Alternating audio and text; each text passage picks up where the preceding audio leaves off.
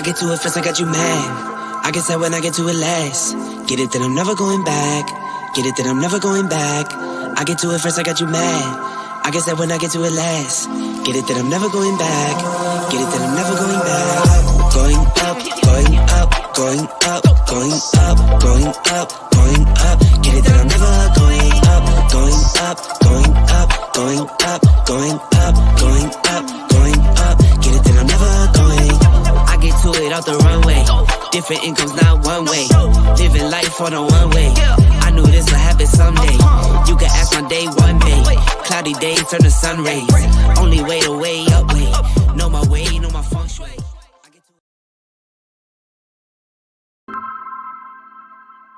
What's up? What's up? What's up? What's up? Oh.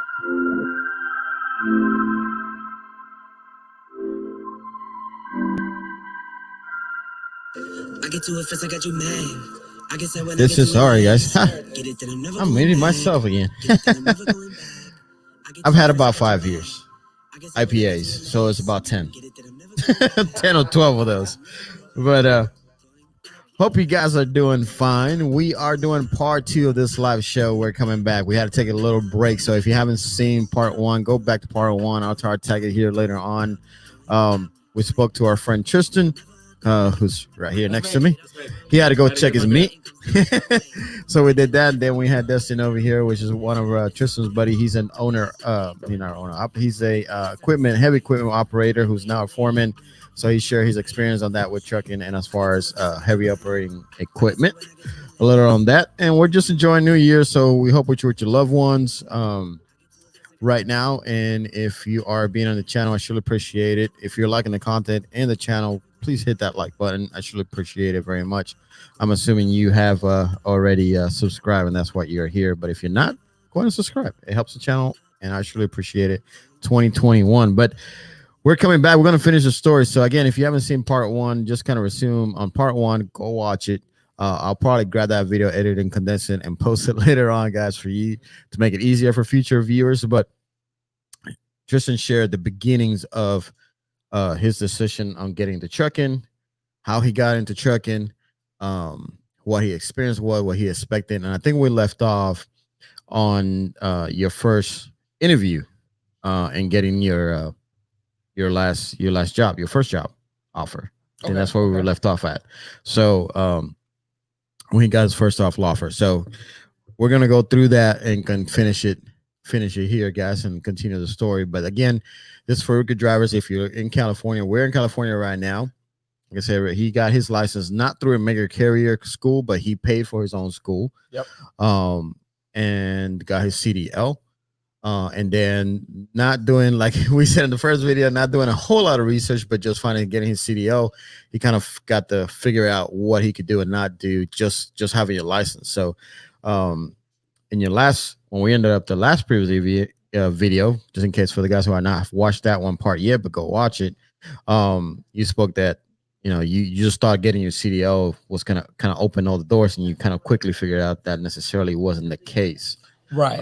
Getting that. So, but you got called for this particular job opportunity. They give you a shot just to interview and see what happens, and it was directly with FedEx. But we'll continue from there as far as your experience. Okay. And from that point, I'll give it to you, man. All right. So I do know in my particular situation, I do know that I was very lucky to get that opportunity with FedEx and to be able to even interview with them, because they straight up said if with less than a year of experience, they're not even gonna bother talking to me. And then because it was the middle of their holiday season, they were low on drivers. They were desperate for drivers. So I just happened to step in the door at the right time. So when I got in there, I did the interview. They liked me. They were happy with everything I said. They're like, all right, you know what? We're going to give you a shot. So I got my shot right out the door. And if you're going through like the CDL mill, like I went through, that's not how it's going to work. Like I get that I was a lucky case, but don't use that as a rule of thumb.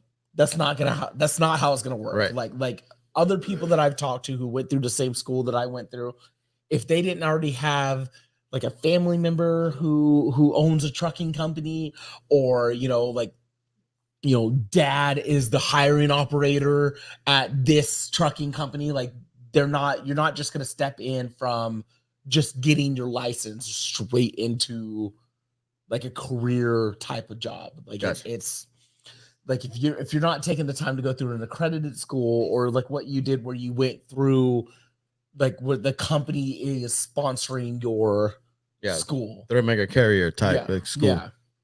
Yeah. And then you're signing a contract with them, because like they're gonna get their money back out of you. Yep, one way or another. So that's their deal. Like, okay, we're not gonna make you pay the $3,000 up front to do this school.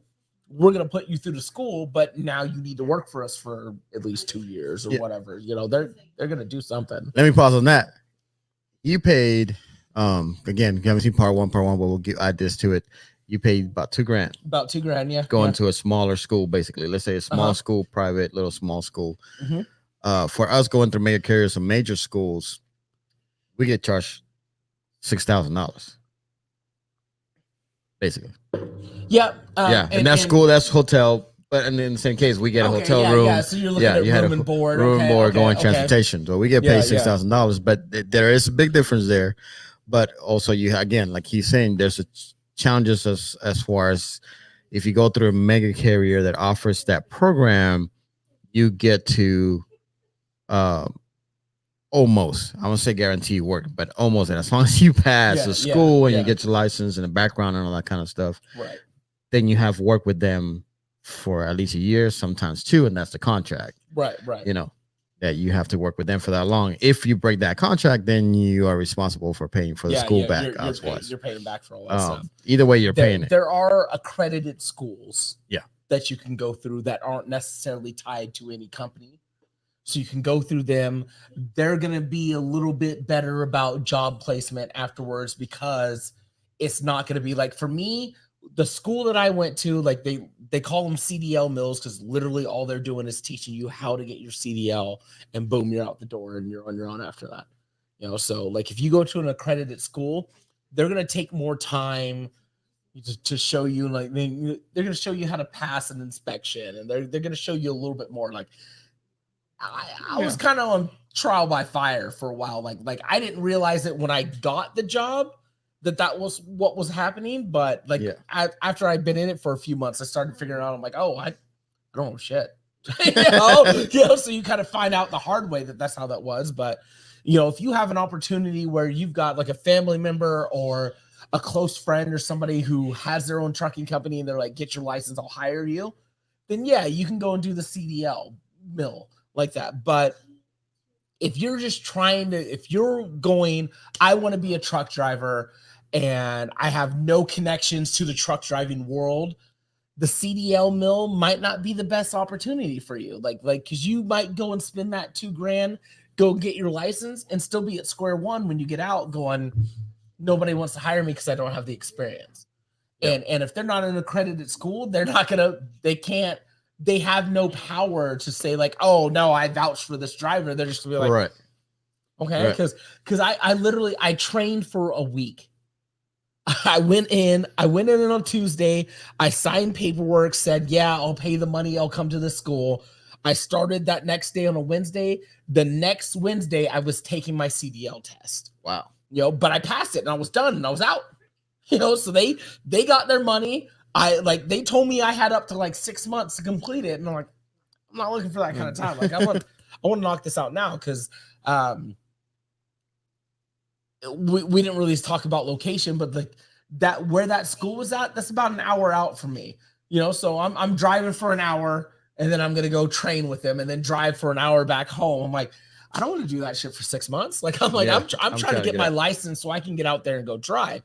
And I thought, go get my license, I can get out there and be now I'm banging with the big boys. Like I'm out here and got the shit. Yeah, I'm a trucker now. And they're like, you don't have any experience. So I found out the hard way that most companies were like, oh, well, as far as we're concerned, you don't know what the fuck you're doing. you know? So most mega carrier schools is a minimum of 3 weeks. Yep. That's what I went through. I actually did 6 weeks because at the end of the day, It was like 3 weeks of training, then a week of a couple of days of orientation. If you go through like Swiss major companies, Swift did like a couple of days of orientation. You got to wait, and then you take your actual test with them in school. But because I went on my own, eventually I ended up adding 2 more weeks. So I was 6 weeks out before I got my CDL, and then went to Melton after that. Yeah. But okay, so you got your CDL. You went through the CDL mail in your case. It was spoken in the previous video that again, guys, go watch it. I'm not gonna repeat things, make him repeat things. But you went and got an interview call. They give you an opportunity. FedEx actually accepted you. Now you're working directly for FedEx or through a contractor. So FedEx is actually kind of interesting. So there's FedEx Ground, there's FedEx Express, and there's FedEx Freight. So I work for FedEx Ground, and I am subcontracted to FedEx Ground, but everything that FedEx Ground does is all subcontractors. So if you see any FedEx Ground trailers out on the road, there's no FedEx Ground truck pulling that. They're all subcontracted. Express and Freight are more direct employees, where it's a FedEx employee that's driving that truck. Like, so for me, I'm not going to say the name of the company, but like I drive for a trucking company that subcontracts for FedEx Ground. Okay. So like, yeah, I've got my FedEx shirts and all that stuff, but as far as they're concerned, I'm not a FedEx Ground employee. I'm just one of their subcontractors. Okay. So now this is the same guy that hired you at the beginning, or this is different. Okay. So the guy that hired me at the beginning, he took a chance on me. He hired me. I was doing well. I showed promise. They were happy with me. Other drivers started talking, and they're saying this guy, like, he moves like a veteran. Like, he knows what he's doing. Like, he's checking all his connections. He's not dropping trailers at random. FedEx Ground runs doubles mostly. I would say probably 80% of the time I'm running double trailers, and they're 28-foot trailers with a dolly connecting the two. And then every once in a while we get a 53-foot trailer. But the process of hooking up the doubles, it takes a little bit more time. And if you're not paying attention to all the little details, that's I was about to ask that. You could disconnect. So I was about to ask that. So as a rookie driver coming in, got your license, you went and got your doubles endorsement. Yep. But you never did it before. So what was your experience starting that? The test to get your doubles endorsement, it doesn't fully explain what you're going to be doing to hook up doubles. Listen to this, guys. So I thought when I went to the DMV and I took my test for my doubles, and they're like, okay, congratulations, you passed. You have a doubles endorsement now. I thought, oh, well, I know everything there is to know about doubles and triples now. I didn't know shit. I'll tell you now, like, I got out there, like I did the training, and I was eager. Like, I wanted to get out there. I wanted to work, but they put me with a couple other guys. We're out there hooking up the doubles. And at this point, I've never seen a dolly before. I don't understand how the two trailers hook together. I know how to back up a trailer, and I know how to drive with that trailer, but I don't know how to hook up two together. I don't know how to drive with two. The paper test is different than being out on the road. And I cannot stress this enough. Like, you have to make sure that when you're getting out on the road, that you're prepared for what you're looking at. Like, a 53-foot trailer, you're taking those wide corners to get around a corner. Like, even if it's just, a standard street intersection, you can't just follow the curve. You have to stick it out before you come around the corner. The doubles is the same way, but because there's a dolly in the middle, it bends, so you can take that corner sharper, but you don't want to take it too much sharper, because then you're going to be curbing that second trailer. But it's better for city navigation, because you can make the sharper turns, and they're more stable because it's two different trailers. But you get in a scenario where, I need to back this trailer up to a dock.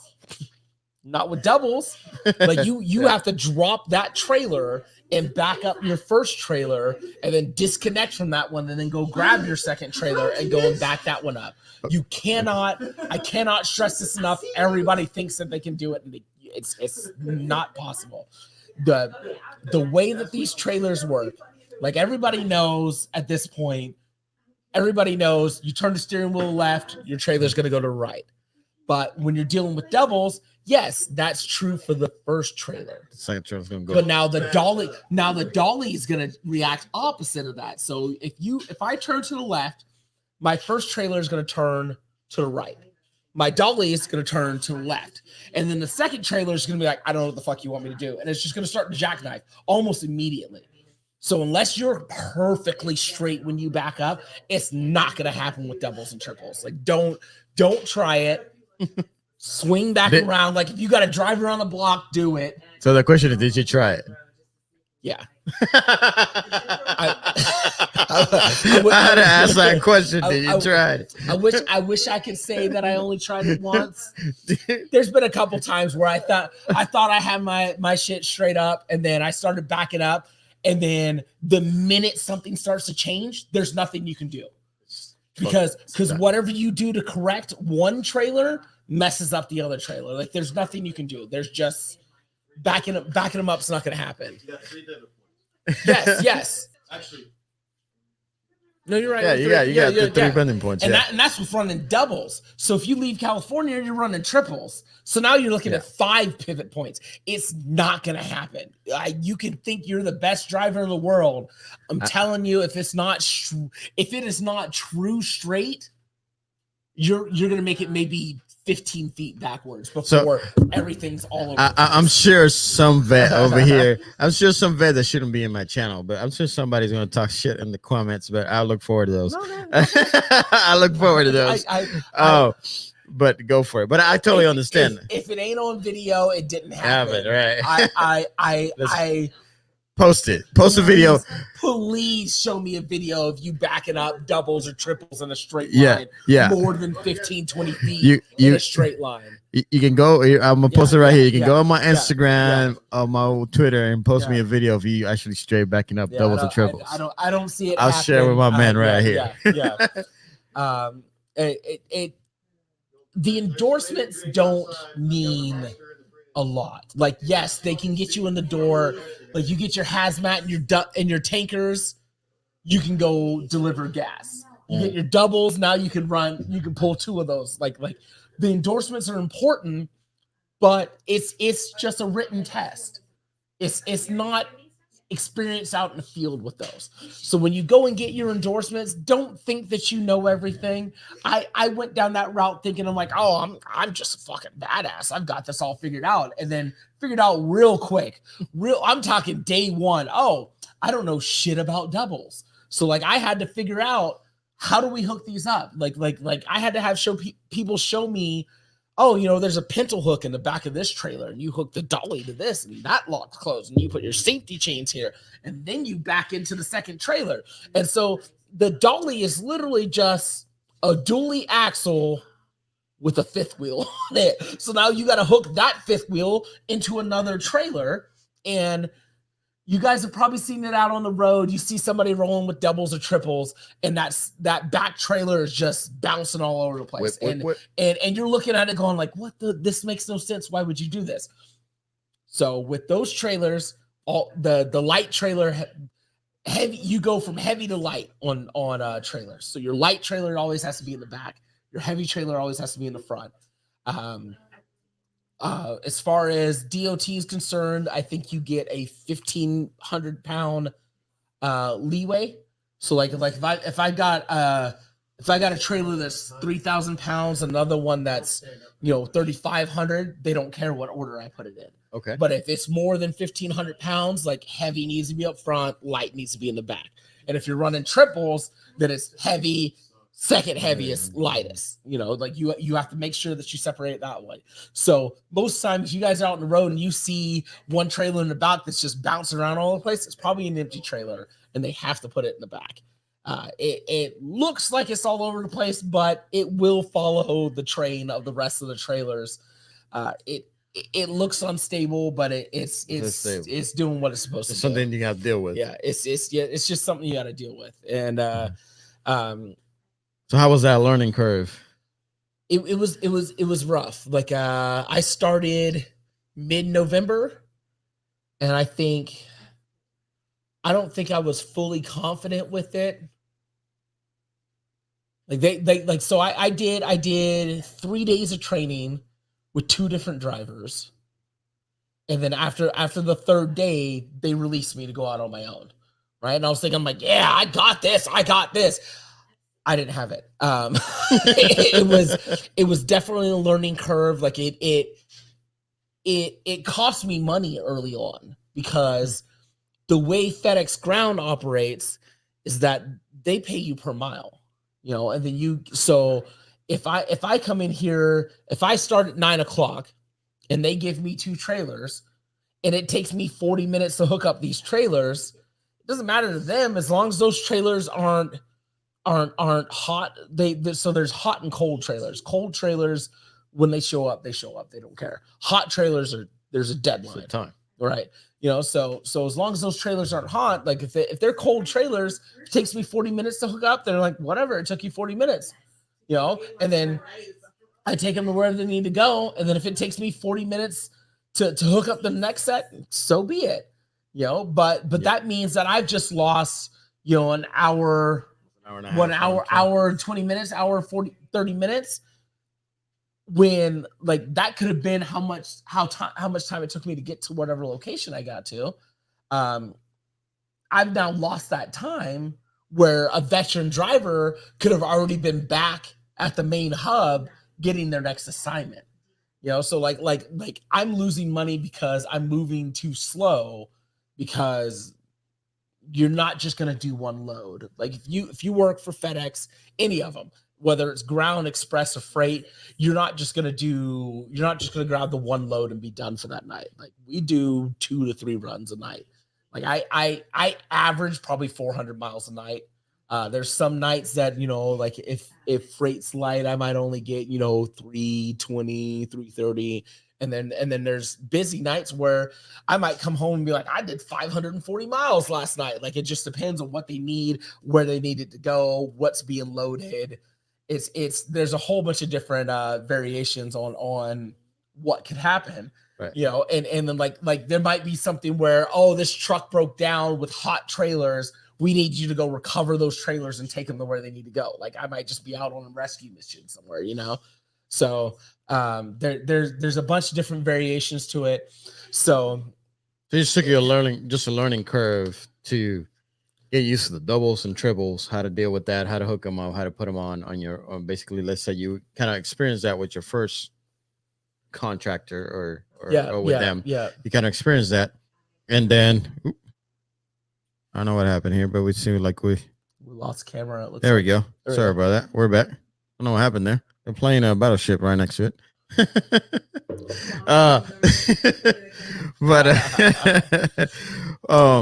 But so it took you a minute to kind of, how long was your learning curve? If you had to put a time limit, what you think where you felt from the moment you started doing that as a fresh rookie, never driven a truck before, to kind of being, okay, I'm comfortable driving this doubles and triples and dealing with that? Okay. I would say from day one, where they're going, oh, by the way, you have to hook up doubles, and actually finding out what it meant to hook up doubles, to getting to the point where I actually felt comfortable, where I wasn't second guessing myself on the road, where like I'd hook up a double and be like, I'm solid. I'm confident that these are hooked up the right way and I'm good to go. You're probably looking at about 4 to 5 months. Like, and we're talking multiple hookups per night. So like I hook up a double, hook up a set at my home hub, take it to wherever it needs to go, drop that set, hook up a new set, take that back, drop that set, get another set, hook that set up, take that somewhere, drop that set, hook up another set, take that back, drop that set. So, that's 4 right there. Yeah, right. And that's a slow night. Like normal nights, I normally do 3 runs. So we're looking at, you're looking at 6 dropping hooks in each direction. And with that quantity, you're probably looking at about, 4 to 5 months before you truly feel solid about it. And even now, like I'll be rolling down the road and like I'll hit a bump and something will feel weird and you kind of like, and the worst is like the big swooping off and on ramps. Okay. Yeah. Because like you go around those corners and like your first trailer, you're used to how that follows you around the corner. But the second trailer is kind of doing its own thing because of the dolly back there. So you see them bend and bend and bend, and then you're like, that second trailer's still going straight, and then it'll eventually start to follow it around the corner. Like it still to this day, even with me driving with doubles for a year, like there's still some times where I'll go around a corner and look in my mirrors like, oh shit. Like that second trailer is not connected. Like it's gonna go straight, and then it'll eventually start to turn to go around the corner, and I'll be fine. But it'll still. It's probably good to still have that little bit of fear, so you know that you like. If it bothers you enough, pull over and check it. Take the 2 minutes to pull over, pop your air brakes, hop out, and go and check all your connections because. If it's not connected right, it could cost you your job. Yeah. Or somebody else's life. Yeah, exactly. It's not your own as well. So it's the thing in flatbedding, those guys watching channel, that's what I do. So we have to check our loads every 3 hours, 150 miles. That's kind of what we get taught with our company that I work with, Melton, but I check so often. But I remember one I mentioned in my last video, I think, or the last live, that one of the guys posted in one of our Facebook groups for the company, like, hey, and I totally agree with him. If you don't feel that you're low secure where God can't move it out of that trailer, just feel, when you feel that way, nobody can take it off, then you're good. It doesn't matter if you're putting extra straps or whatever, just whatever you feel comfortable knowing that low is not going to move. So I can tell that's the same deal. And even still, the first part of the trip, at least the first day, I'm looking at my mirror like, okay, not moving. You watch it constantly when you like first roll out. looking. Yeah. And when it's tarp, it's like I can't really see what's under there, so I'm totally looking at the tarps like, has anything moved? And the wind's blowing on the tarp. Yeah. So you see the tarp move, you're like, yeah, is that just the tarp? Oh yeah, Like, Ashley can tell you I'm ADD with that thing. Just like, oh, I see this little corner is moving too much, and I'm looking at the mirror consistently. Either maybe a bungee broke, and I'm like, I see this flapping on the wind, and it's like, no, I gotta stop. No, I don't like that. And I'm constantly looking. It's like, till I find a spot, I just stop and like, I gotta fix this real quick. It's aggravating the crap out of me. Double check straps. So I definitely understand. So again, if you guys are coming into the live of the replay on here, is my buddy Tristan. He is also a rookie, first year, completing his first year of trucking right now. A little past that. But he is one of the exceptions to the rule as coming into trucking and was able to find a local job with no experience rather than have to do OTR. But he crushing it, definitely. Get that from my guys at Think Media, not a pun intended. Think Media, you guys are a different channel, but yeah, let's crush it. Come on. He's crushing it real bad. But he was part of my last final thought process to make my CDL. So I wanted to interview us. A hometown where we're good friends and we're family here. So that's why we're spending Happy New Year's. But this is a live show. If you're watching live, if not, you watch the replay. But we're kind of just touching bases on. I wanted him to share his first year as a exception to the rule rookie driver, able to get with a contractor and working with FedEx is something that I don't do. I don't do doubles. I don't do triples. I plan to get my endorsement just to have it in the future, but I don't do it. He's been doing that, and he had to learn it all off the go, just like I had. We've been learning flatbedding. So if you're interested in getting with FedEx or maybe with a contractor, or if you're looking to getting into a local job as a rookie, I see that question happen a lot in a lot of the Facebook groups as far as, can I get a local job as a rookie? It is, like he mentioned earlier a few minutes ago, is not impossible. It is very hard, but it is very rare. But very rare. It can happen. You can make it work.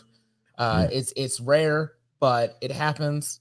A lot of companies look for experience before they will hire somebody for local jobs. I have noticed for a couple of the other companies that I've talked to in the past, they reserve their local positions for veteran drivers. But with that being said, their idea of veteran drivers could be 6 months, could be 1 year, could be 5 years. There's a lot of play within that depending on the companies, you know. And then like for me, like I caught FedEx when they were desperate. Like when I started talking to them, I just got my license. Holiday season was just kicking into full swing, and they were like, "We do not have enough drivers," and they were like, "Hey, this guy wants to work for us, but he doesn't have the experience." And they're just like, we need more bodies here now. So with that said, we're still in the season. Christmas kind of over, but it's still New Year's. And you may still have the opportunity if you got your license and you're really looking for a local opportunity, maybe even just search into that if you're willing. Now, just real quick, if I understand properly, you are W-2 or 1099 with your contractor? I'm W-2. You're W-2 with this one. You just started that way with the first one also? Yeah, I started that way with the first one. Okay. So he's talking about two different contractors. I still, both subcontract for FedEx.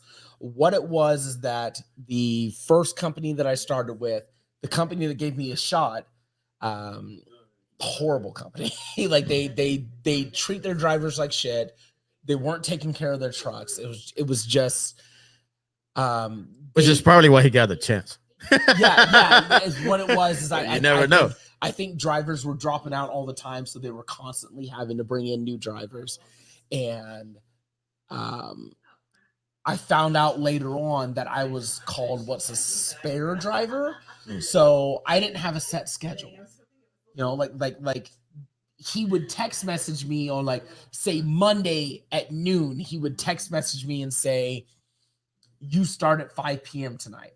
I remember. And I'm like, oh, okay. Well, you know, that's 5 hours from now. So I need to go to sleep now and get a good night, get a good nap in, because everybody on here knows, like, when you're looking at, if I start at 5, like that means my clock doesn't start until 5. So I could be at this until 7 in the morning. And if I'm up at noon, there's no way I'm going to be able to stay up all the way through until 7 the next morning. So I need to go to sleep so I can reset that so I can work overnight, and then there would just be days that he wouldn't get a hold of me. So I just didn't work that night, and there was no heads up. It was just whatever happened. Like I would text him and be like, "Hey, am I working tonight?" Try to call him. He wouldn't answer the phones, and I just wouldn't hear from him. And then at some point throughout the night, I would just give up and be like, "All right, I'm not working tonight," and would go to sleep. And then I had other times where there was one point where it was supposed to be my day off and we were out doing something. I was out drinking. and he was like, "I need you to come in at 1." And I was like, "Oh, it's 11:30. And he's like, "Oh, you can't make it?" I'm like, this is Tuesdays are normally my day off.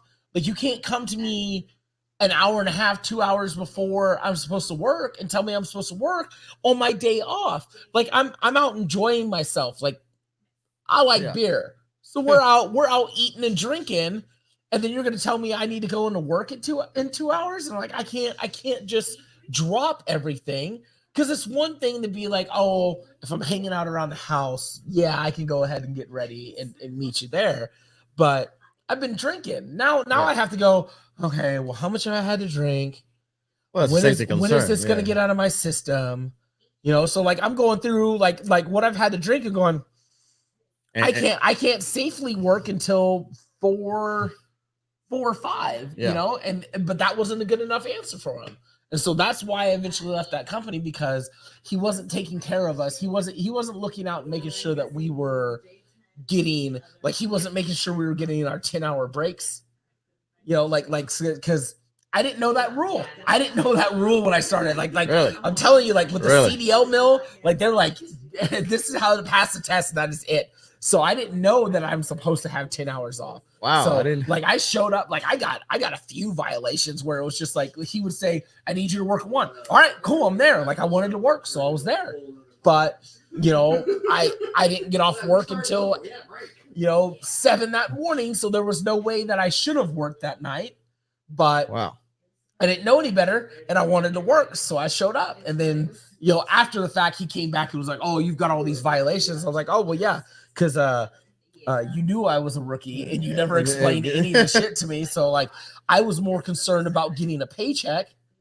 So I didn't know that the 10-hour rule was a thing, So it's important to make sure that you know what's going on and you know all those DOT rules, and they just changed them all again. Yeah, with the split rule. So I'll do another video on that. I'm not getting to that. Or if you watch 50 Plus, he's done a little bit of that. But yeah, it's pretty easy. Like the rules are pretty close to what they used to be.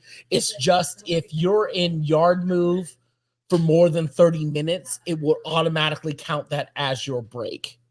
Yeah. That doesn't mean use it as your break. Like if you want to keep powering through, you go right ahead and that counts as your break. But any company that you work for can't tell you that, oh, that was your break. Like you get this, you can still clock out and do your 30 minutes of off the clock. Off the clock, dude. So they can't force you to use that, but it's now the new rules basically give you the option that you can use that. Yeah, DOT. And again, this is because he's local driving compared to us OTR, where what he means me explaining it would be like being on duty. You can be on duty fueling or on duty checking your securement, unload, and that can count towards your 30-minute break, whether you're on duty. As long as you're not driving, you're good. It will count whether you're off duty or on duty. That's what he means by but it's yard move counts too. Yeah, because you're on duty, but you're not driving. You can be moving the truck in yard move. Yeah. And it'll still count towards your break. Yeah, because that's like being in your hub or being anywhere. Yeah. We don't use yard moved per se. Like we can get to a customer spot and we go off duty, and then we can put we can do basically on duty yard move or personal convenience finding parking, which is what I use the most if I need to move real quick somewhere. So I'm not on duty, so I'm technically still off duty. Because at Flatbed, we're allowed to be off duty when we get to a customer's location. So I can be off duty all the way until I've got it secure. Yeah. So they can be loading me, whatever, and I can sit off duty. So that's where the split, which is the other part of the new rules, the split A2 or 7.3 goes in effect, whether it could pass our 14-hour clock. Right.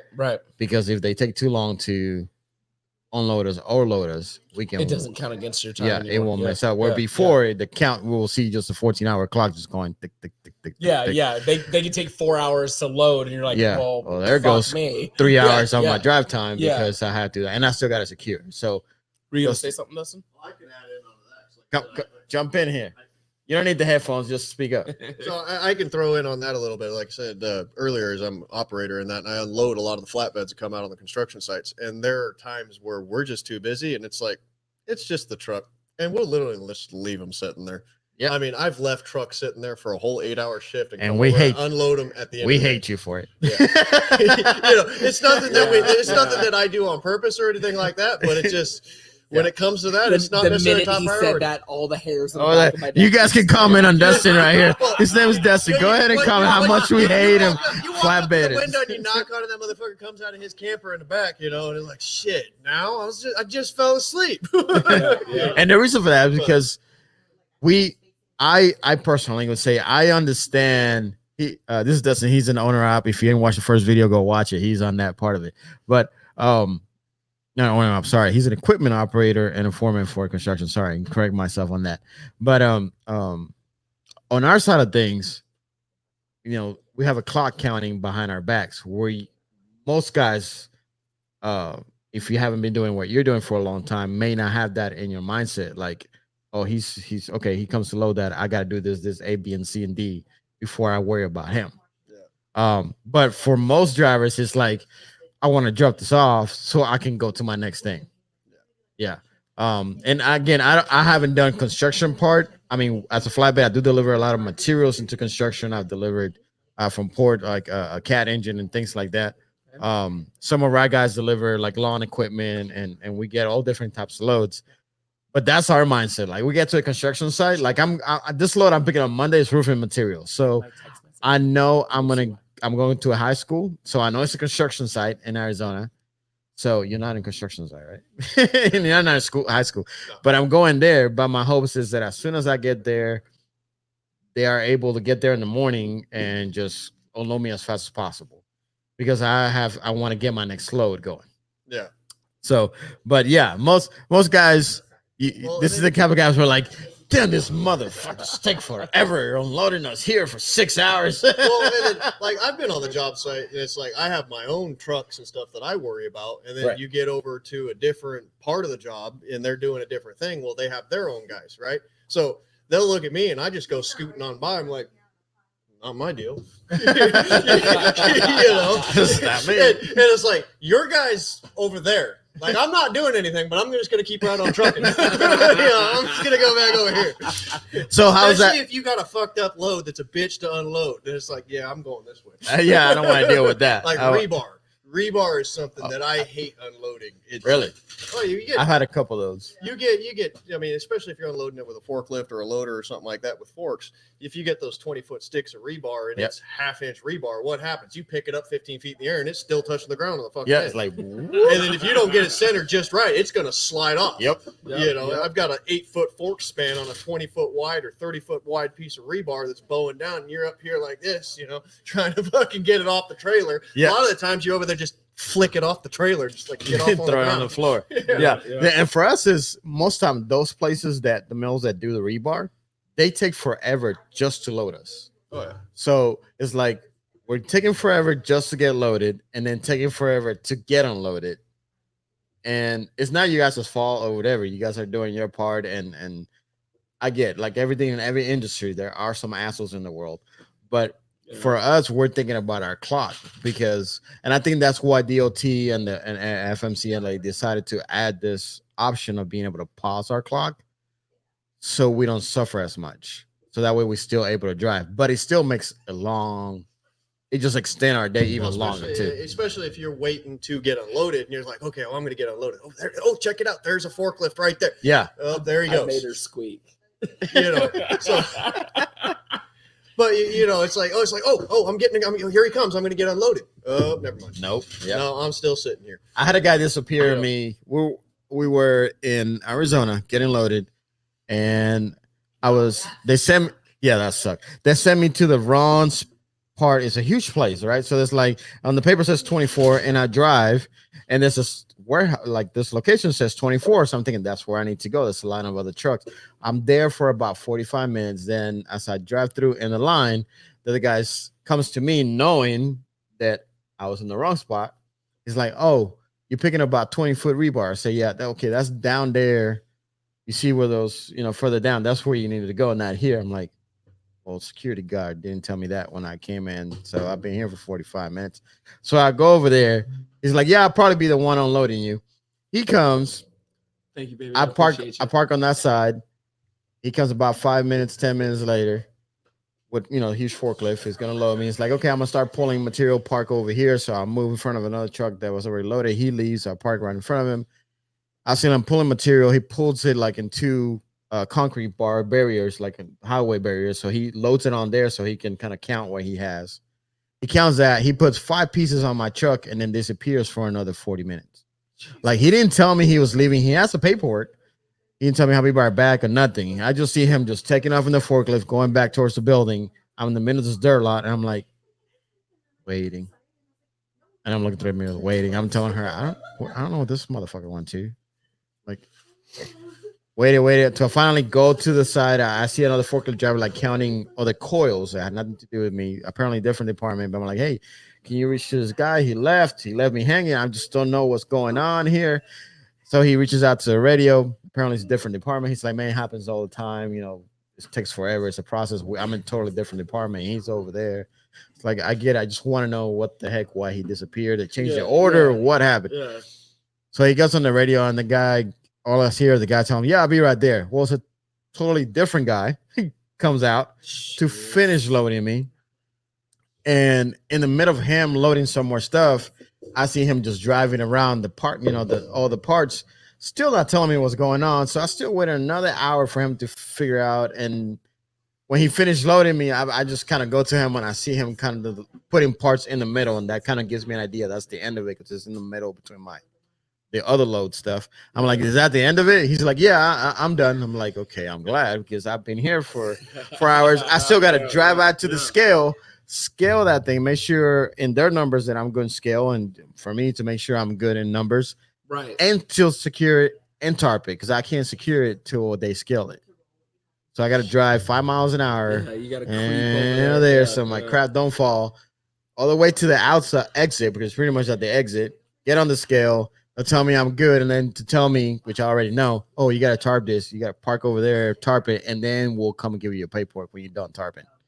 It's like, okay, so my whole day got wasted. I delivered at 7 a.m. in the morning. That was one of my longer night days. I've been up since 3:30 in the morning from driving from Flagstaff, Arizona, all the way down to Phoenix on 17 to deliver down there, deliver the load, went to go to Mesa to go pick this load.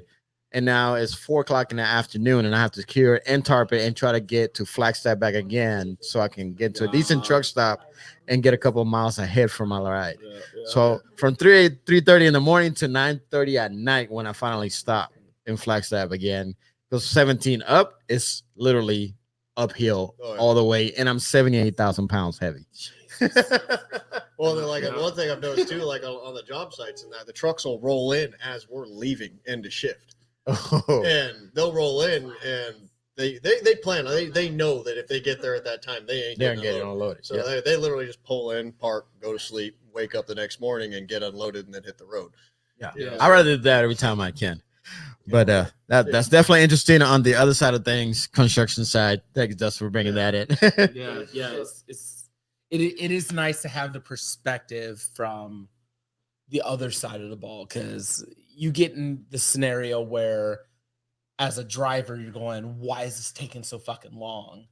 And you don't understand that, like, oh, you're like you were saying, oh, that's a different department. Yeah. Like you don't know what red tape they have to get through to load you or unload you. So it is nice to hear it just gets to us sometimes because we, in our mindset, before we get to the job site or we get to the delivery or shipper or whatever, we have a hope that we're able to just get in and out as fast as possible. Yeah. And say, well, if I got 6 hours to drive, if I can get loaded and I can secure, or if I got a tarp, whatever, in 2 hours, and I can have 4 hours to drive, I can get this far. And then you just see that clock. I do the same thing. You see that clock just going. It's shit. You map it all out in your head.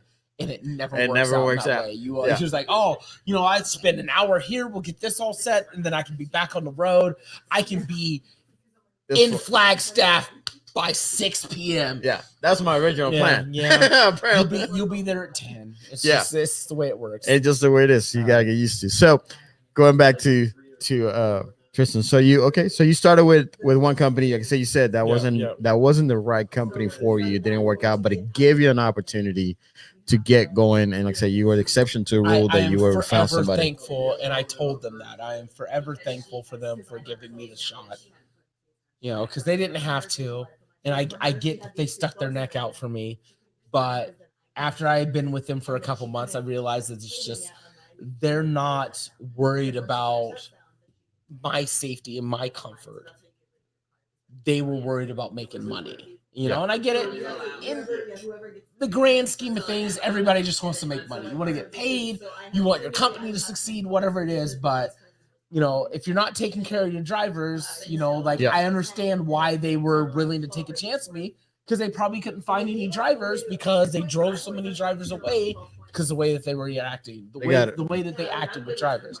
And now the company I work with now, so first off, because of all that stuff that happened, I really started thinking, maybe truck driving isn't what I want to do. It made me think that okay, this is the normal.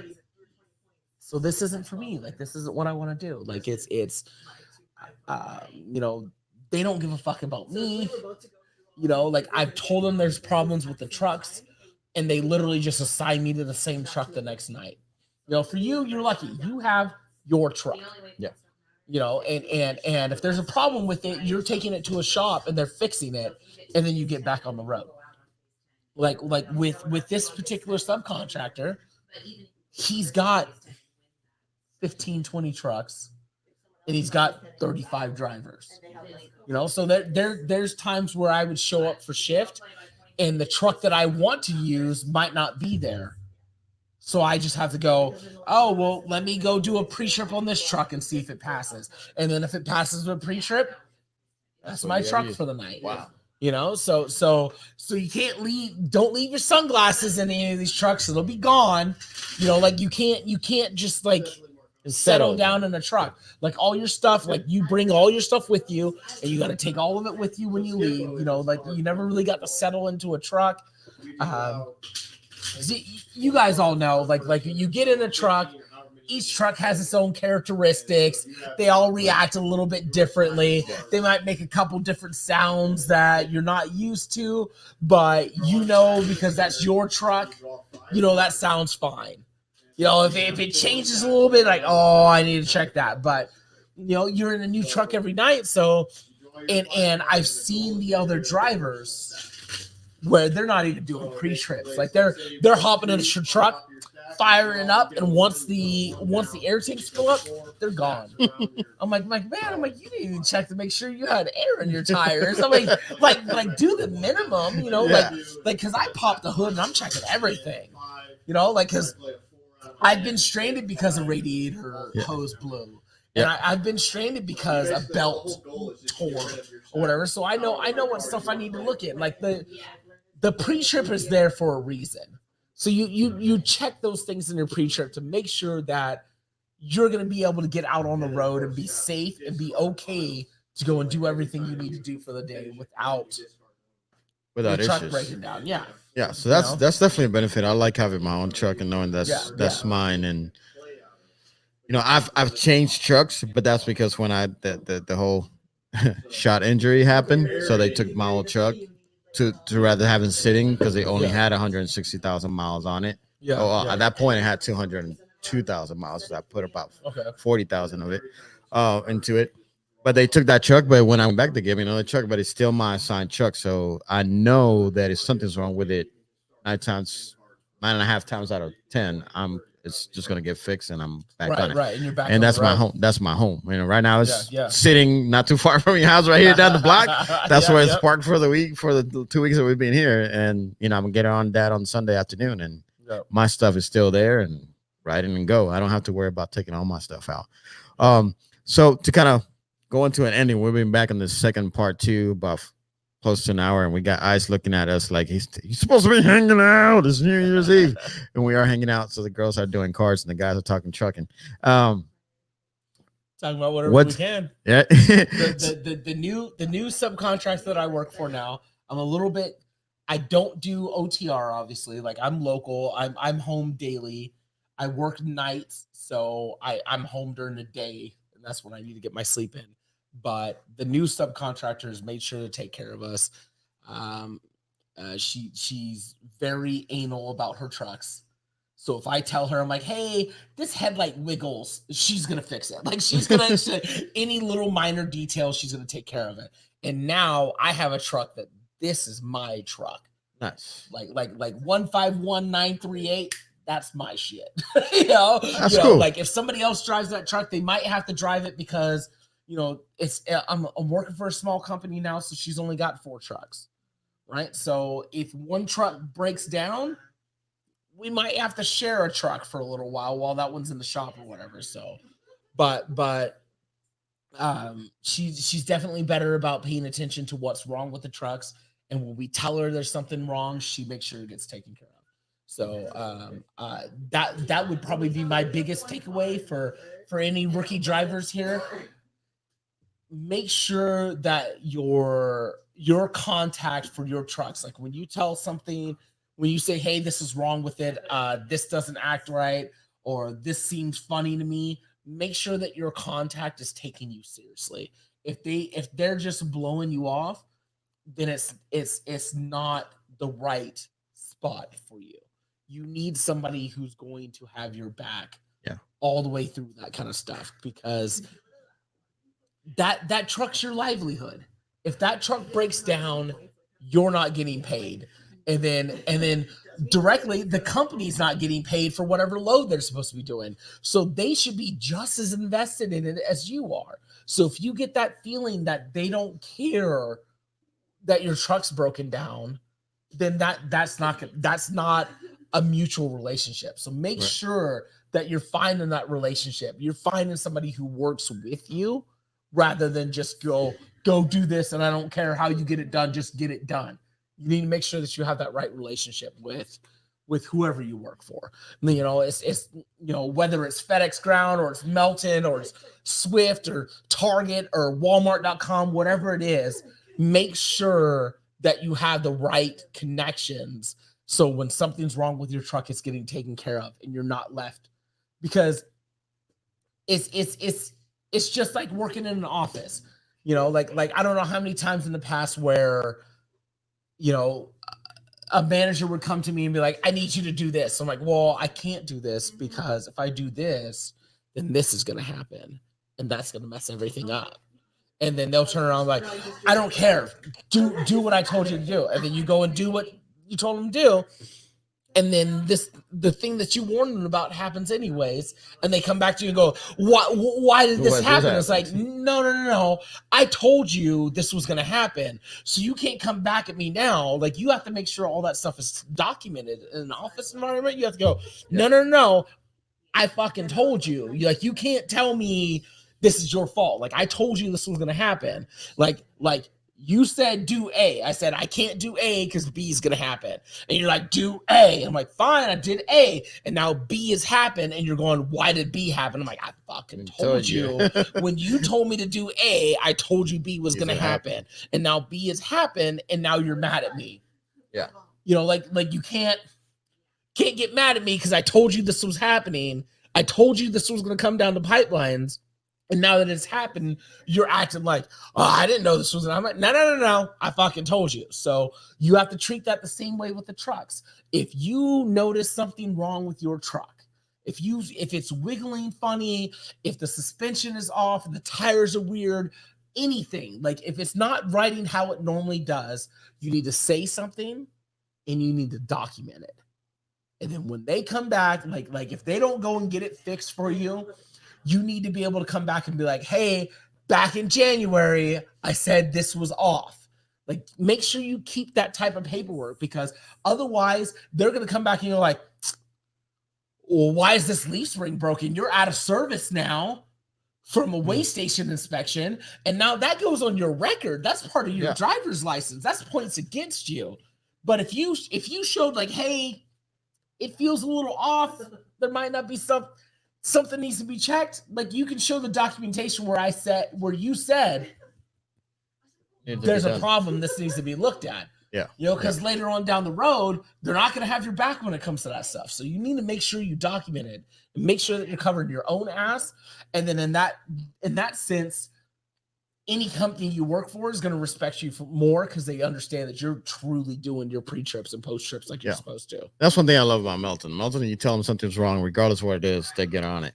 Good. They get on it, they get it fixed. So I have no worries about that. I mean, if you have to be in the shop, you have to be in the shop, but it's rather be in the shop than being out of duty. They're going to lose money if you're sitting still, but as long as they're taking care of it. That's and they pay you for being in the shop. Not the same as being on the run, running, but at least you get paid for being in the shop. Yeah, that's good.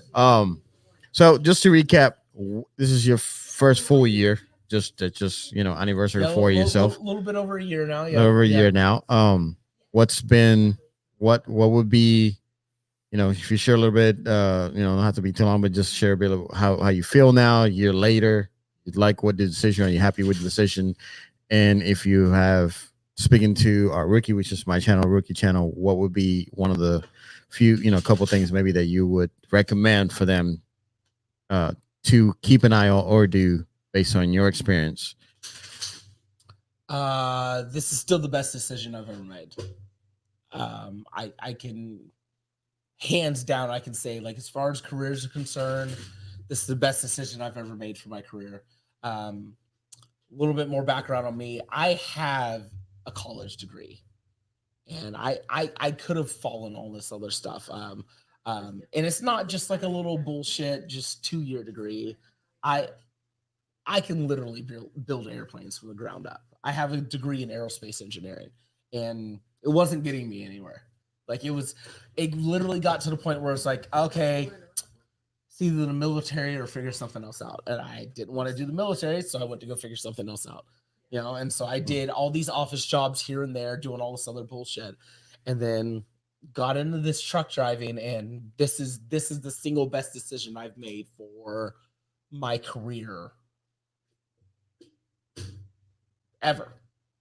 Like, if I would have known about this when I was 21, 22, I would have never gone to college. Like, I would have skipped all of that bullshit, saved myself 80, 90 grand in student debt, and just gone straight into truck driving, be an owner op by now, whatever. But I'm still so happy to be where I'm at. I'm lucky to be in a position where, it's with all this COVID shit happening, it's nice to know that I'm an essential worker. Yep. So like, I don't have to worry about my job just disappearing because all this bullshit is happening. Like, I know that I'm good where I'm at. I'm happy where I'm at. Like, it's important to make sure that you enjoy what you do. Yeah. And this is the best decision I've ever made. And I'm glad that I made the decision. Just if it's something you want to get into, like, it's just pull the trigger. Like, worst case scenario is you're out $3,000 and it's not what you want to do. But like, I get it, this isn't for everybody. Like, I mean, like, even my girlfriend, I know there's no fucking way she could drive for 10, 11 hours a night. Like, there's no fucking way. Like, I get it. It's not for her. It is for me. I love it. I love this shit. Now, if I can get on day shift, perfect. But until then, like, I'm still happy with what I did. I'm glad I made this decision. I mean, if people have questions and they're concerned about what they can and cannot do, reach out to Wolf Rider, and then he can reach out to me, and we'll talk through that shit. Like there's gonna be more episodes where we're just bullshit like this. So, yeah, definitely are. Like if you're still on the fence about it, you don't know what you want to do, we can talk about all those details. Because it hasn't been easy. Like it hasn't been hard either, but I mean, it hasn't been a super easy transition to be made. But if you enjoy driving in general, and you are a naturally defensive driver, you can't go wrong. Yeah. It's like literally just you're getting out on the road. If you already have the idea that most of the people I come across on the road are going to drive like assholes, then this is perfect. That's perfect for you. Definitely. Well, I appreciate you being on coming on. We spent a couple of hours here, several hours. We're about to go continue our night. It is 9:12 here in California right now. So if you watch the live or you're watching the replay, thank you very much. December 31st. December 31st. Yeah. Happy New Year's to you guys. So we definitely appreciate you guys being on. We're going to end this live here again. Thanks for tuning in. If you haven't hit the like button and you're watching the replay, make sure you hit the like button. Subscribe if you haven't subscribed. This is the last video of 2020. Hopefully next year is better than this year. Yeah, it should be. So I definitely hope so. So this is the last video of 2020. I do have a video coming up in the first of the year as far as my recap and my recount. 3 hours? Yeah, in about 3 hours. Oh, that's not coming out live. I'm still working on that one, but stay tuned for that in the first week of December. But our ladies are out. You mean the first week of January. Did I say December? Yeah, I did. You said December. It's been a while, guys. Yeah. It's been a while with you guys, but in his defense, this beer is at like 8%. And he's I think it's 4. About to go to number 5. We are having a good time. So Happy New Year. See you guys. Hope you have a good 2021. Thanks for watching. Thanks for tuning in. And if you have questions, doubles, triples, FedEx, local driving, if you're here in California, I don't know if he said it. I don't think he did, but if you watch this in a replay, his boss is actually looking for somebody. It's not in a rush. You can reach out to me, leave a message. I will forward it to him as far as contact information. And you guys can get in touch with him.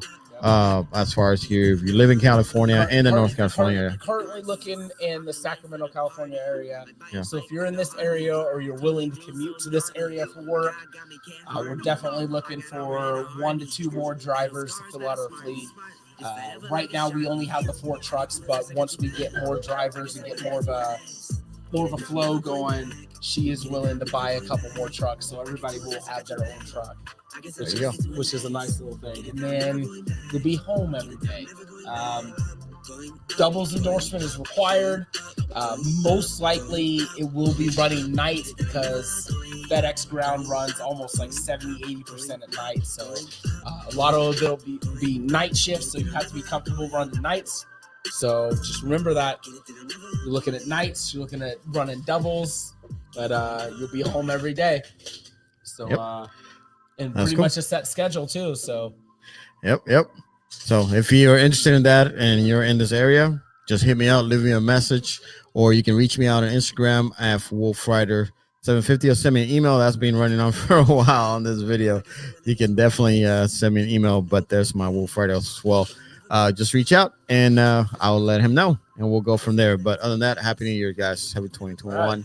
Cheers. And we'll see you. Cheers. We'll see you on the next one. See you. Peace. We're out.